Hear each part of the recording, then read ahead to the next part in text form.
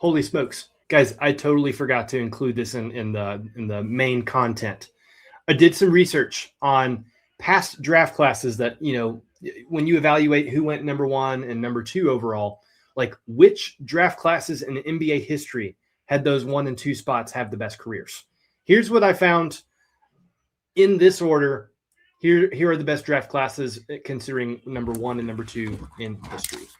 The 1960 draft. Yeah, 1960. First overall was Big O, Oscar Robertson. Okay. Number 2 is the NBA logo, Jerry West. So Big O went number 1, Jerry West went number 2. That is the best number 1 and number 2 of all time. No ifs, ands, or buts about it. But who is the second best draft class in that regard? That's going to be the 1992 draft. Shaquille O'Neal out of LSU went first overall.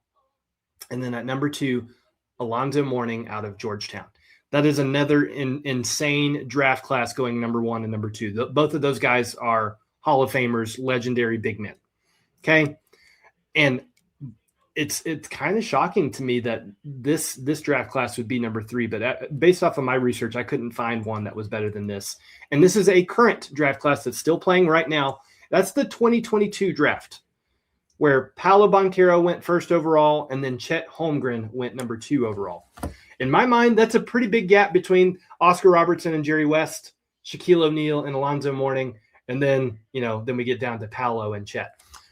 If those are the top 3 best draft classes at number 1 and number 2 of all time, where do you think that Dylan Harper and Cooper Flagg tandem is going to rank? I think that they're going to wind up being better than the Paolo and Chet debate, like no ifs, ands, or buts about it.